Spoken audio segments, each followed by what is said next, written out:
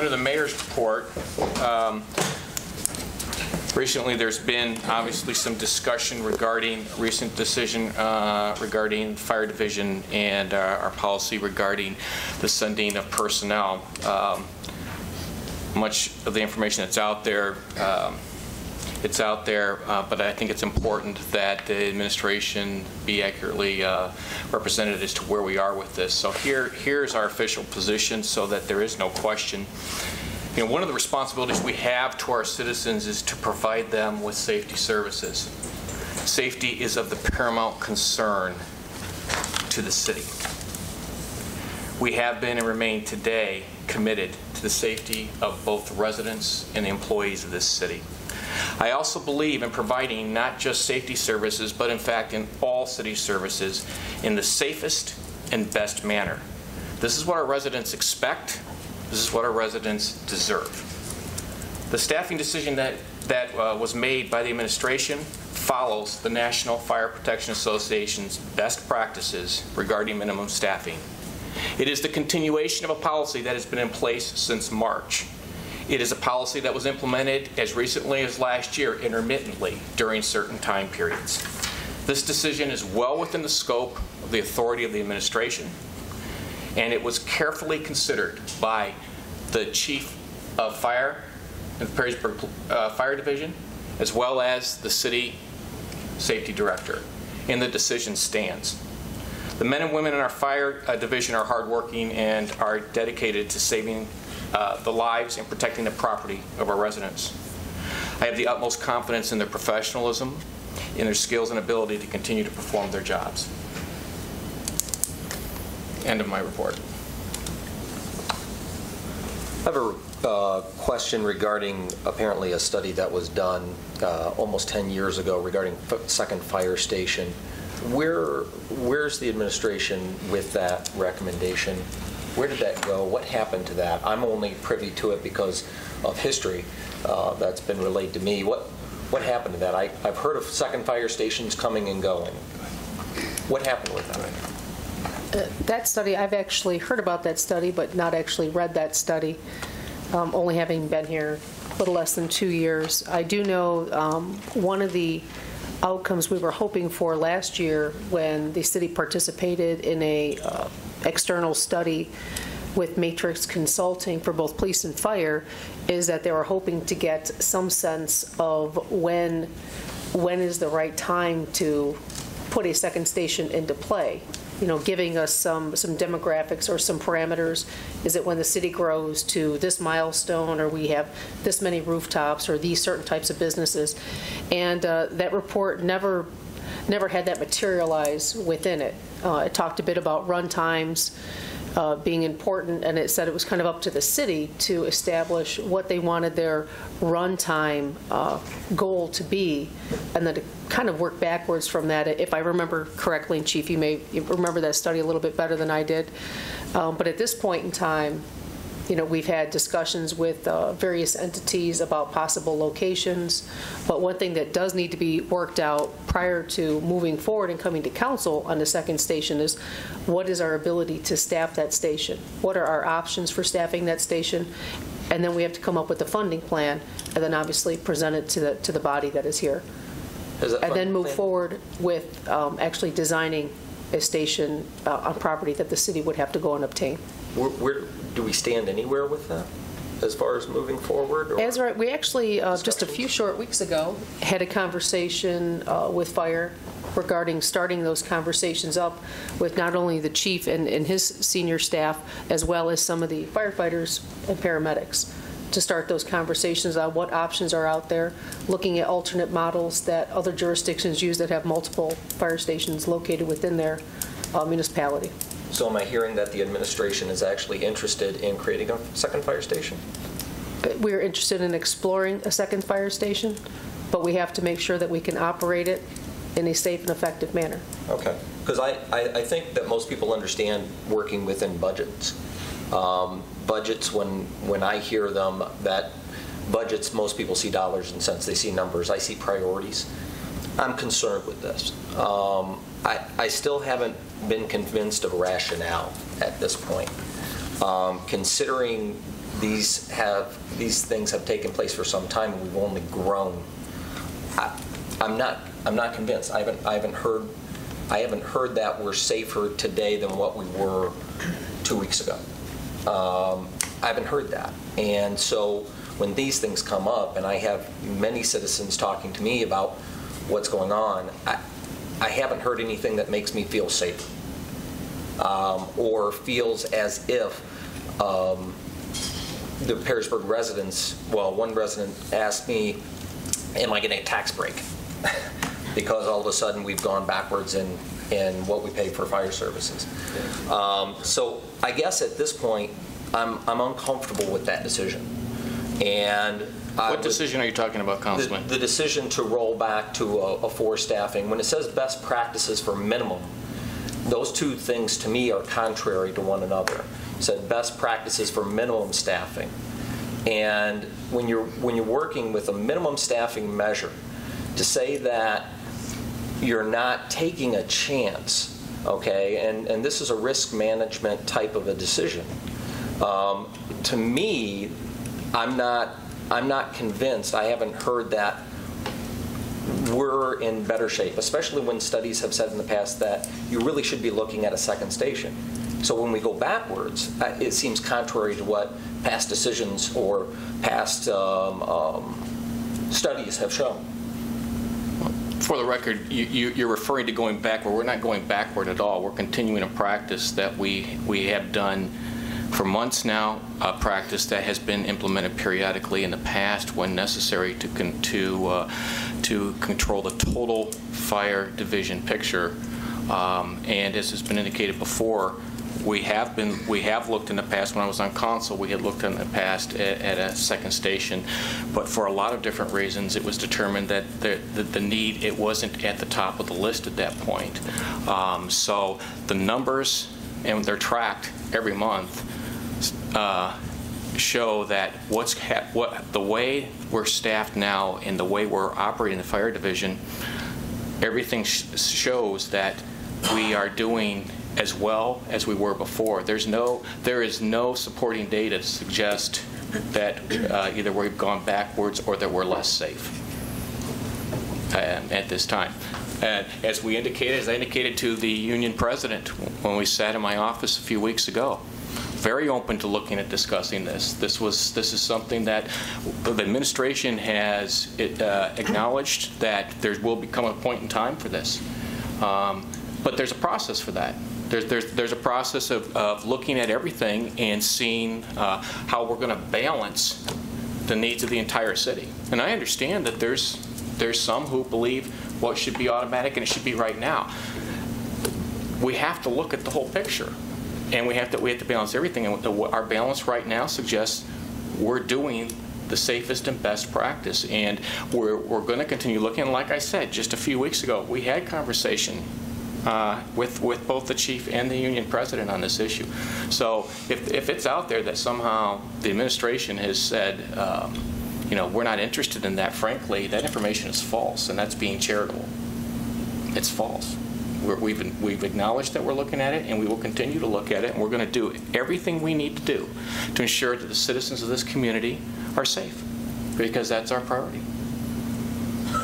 And Rick, I might add that you asked what happened with that second fire station. I was trying to recreate that in my own mind. That project sort of first came to light, as I recall, when Levis was being developed. And they offered a potential site for a second station. City, of course, said, yeah, we take that. They offered it at like $1. Yeah, and when we need it, we'll have it, if that's the correct location. And then the whole thing had kind of a curious progression, because it was like we fell into a site before any real determination had been made that we needed a second station. The previous administration was supportive of a second station, and that study was done, but it was kind of like a study that was done to fulfill this land we had inherited. It wasn't a very convincing study, I guess is what I'm trying to say, at least to us. it didn't cry out for a need. There is now a need. The growth on the west side, given what happened in 2008 with the economy in part two, that the growth on the west side has been so dramatic, we got to have that second station now. And the other factor that came into it is it was the prior administration's view, you're not going to build a second station unless you can staff it. Well, that would be, I think we all know, a dramatic increase in funding. I mean, that's big money. And I don't think any of us at the time saw a way that we can increase the size of our, it wasn't a doubling the fire department, but it might have been increasing it by 50%. It was a substantial increase. And so, I mean, that's just a word of explanation. I think we've always remained receptive to the idea of a second station, but I think the idea is in part kind of stalled when the economy stalled. The development on the west side, I mean, heck, it grew to a screeching halt for a few years. And it may now be a time to revisit that discussion if needed, but like the mayor, I would say this, we can always be safer, but I've not been under the impression, I'd be very concerned if I was, that we are not safe or that we've gone backwards on safety. And if that is the case, then we need to take action. It's not. And again, for the record, I category, we have not gone backwards. There's no number out there to suggest that whatsoever. We have continued to do nothing. And frankly, and again, I mean, this is a credit because we have professional firefighter paramedics working. They do what they're supposed to do. There's not an issue with their ability to perform their jobs. They're totally professional. They've got the ability to do it. I would just add kind of what Tim said. I go on that. Actually, there's been 3 or 4 different scenarios where we had a second station where the service safety building was initially purchased for the purpose of being a fire station. Then there was one report that said we should have 3 fire stations, one on the east by the fort, one out by the west side of town. I think all of them were proactive in an effort to anticipate growth. The economy came. Just as Tim said, we had kind of a location and a potential for the need. The economy kicked in, and those were all in long-term budgets that were delayed because of the deceleration of growth. I think that it would be wise of the council as we go forward in the budgets for the next year or two to make sure that we have that in place, because now the growth is occurring. I mean, we have a new housing project, we have Costco, we have a whole bunch of things, and that it's all good. And I think that that's very important as well. I also think the staffing issue is inherently an administrative choice, but it's also something that council and service safety, when I was on service safety, and John knows, we did have it for short periods of time to address short-term budget concerns. It was not a long-term staffing issue, though. The administration would say, hey, we're close to budget, and we would say, well, look, we got these budgets, you got to find a way to live within them. And then for a short period of time, staffing would go down. Then the administration would say, we're back on budget. After a short period of time, we're close to back on budget, we're close to back on staff. We had this under control. We relied on the recommendations of the administration and would fully go back to the past staff. My only concern now is that I hope that dynamic doesn't change when the professionals, when the chief says we need to go back, we go back. And I don't think that there's anything really within our role, but I think that I hope that the interests of the community are best served when we listen to the professionals and we take their recommendations, and I hope that the administration continues to do that. As to safety, I just have the perception that I know the citizens are safe, but I live out next to the high school, and that's a long way from the rescue squad, our neighborhood, and somehow that makes me feel a little uneasy. That's certainly something that we need to talk about in the budget. Right. Service safety. And we need to make sure that because we've had the fire station in the budget several times and had to chop it out there. But there was that uncertainty about the land too. The land that's supposed to be available to us that got tied up with Levis Common tax problems and all that. I still don't think it's available yet. And I think all the rationales from Councilman Mackham and McCarthy, and I think all of those are absolutely well served and justified, and that's a rationale that everyone can certainly understand. The question I have is, I think that there's a need.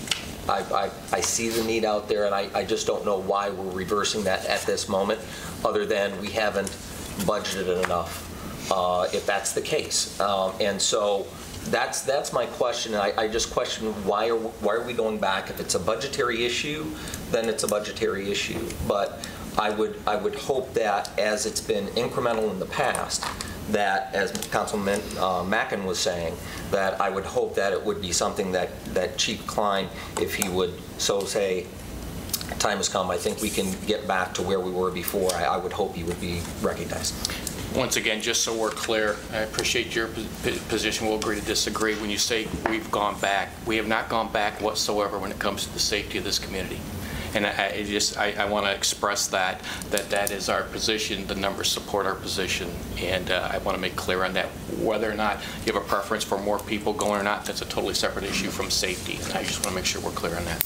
If I could speak up, I wasn't here during these previous discussions for a fire station or a second fire station, but tonight's discussion started out when Councilman Reddick asked a question about a second fire station, and then it kind of morphed into understaffing.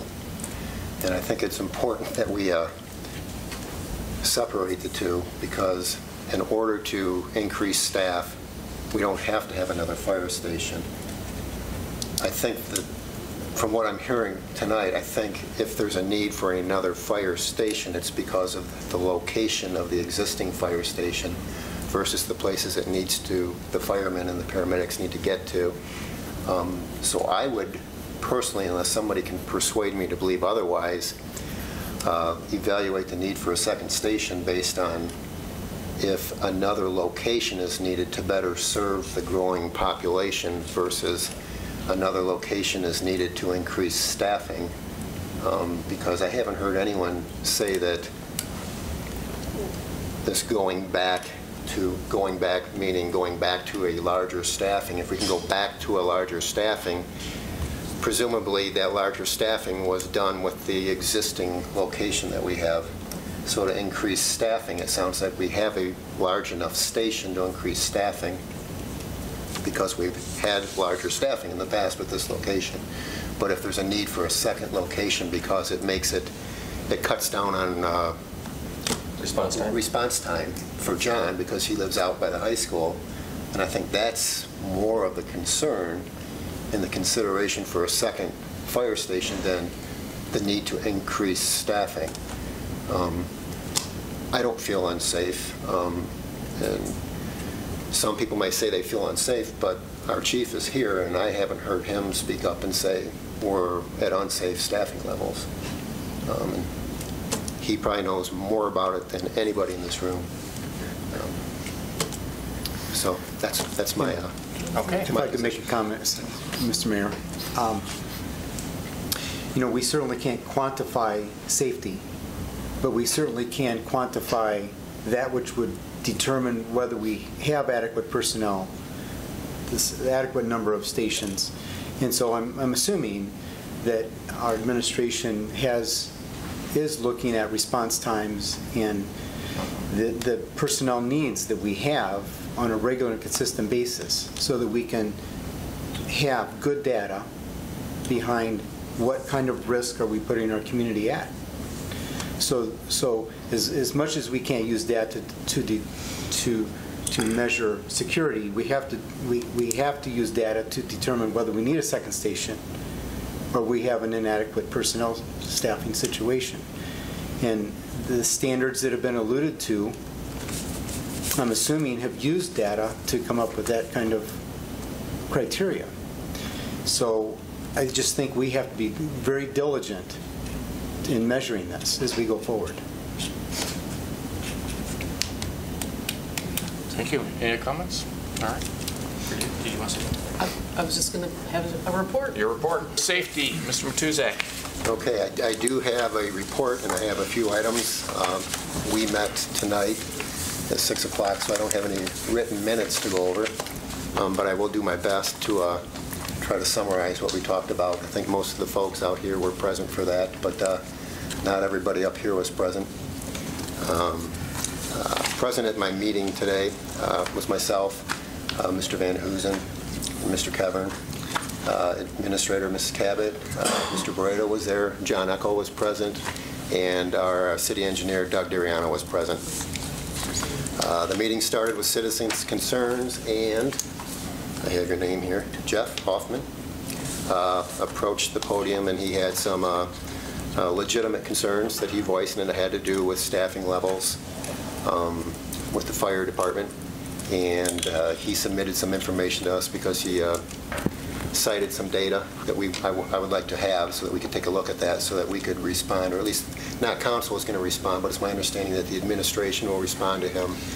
And I wanted to make sure that we had his exact information so that we could give a focused response. And so that was well taken.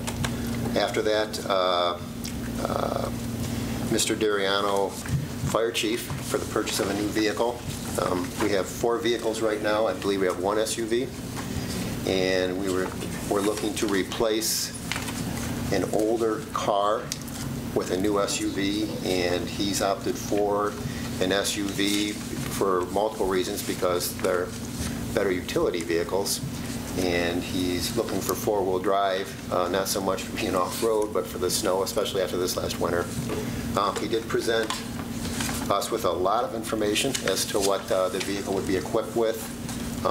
He's requested a vehicle. He's requested that we authorize roughly $33,000 for the purchase of the vehicle. And it's, I wouldn't say it's likely, but he said there are some items on that that he may not end up getting, and it would come in under that. And it's all within the budgeted amount. And the committee voted 3-0 to recommend to council that we approve that ordinance and his request for a new vehicle. Is that a replacement? Or is that new, a second? It's going to replace an old one, which is going to be passed on to somebody within the city. That's what we always do. Yeah. And if there were any other concerns, then there were no other concerns. So we adjourned. I'd like to introduce Ordinance 57, 2014, and move that the rules be suspended to allow for its reading by number and title only, and to dispense with the second and third readings. Second. Roll call. Okay, Mr. Grayson. Yes. Mr. Kevern. Yes. Mr. Mackin. Yes. Mr. Matusak. Yes. Mr. McCarthy. Yes. Mr. Rettig. Yes. Mr. Van Hoosen. Yes. Ordinance number 57, 2014, authorizing the purchase by the City Fire Division of a 2015, why that's hard, Chevy Tahoe from Bayer Chevrolet through the state purchasing program at a price not to exceed $33,000 and declaring an emergency. Okay, I move that Ordinance 57, 2014 be passed as an emergency measure. Second. Discussion. Are the police division, they're all 2-wheel drive, or do the police have any 4-wheel drive? Yes, the police has one vehicle that is a 4-wheel. Actually, we might have 2 vehicles that are 4-wheel drive. One is used by the animal control officer, and I believe we have one other 4-wheel drive vehicle that is used by the department as a whole. But the majority of the police Tahoes are 2-wheel drive. Are 2-wheel drive. Correct. And they're not having any problems in the winter, clearly getting around. They actually use the other 2 vehicles to go and pick up officers to get into duty, and we have had to have some of the 2-wheel Tahoes pulled out of ditches during this last winter. Then that begs a whole slew of other questions, but it does answer this one for me, and I will refrain from asking the other questions till a further date. Thank you. I just have a question, Jeff. Jeff, we need to purchase as an emergency measure because of the cost, and we needed the vehicle now, and you want to just answer in 30 seconds why we need to do it as emergency?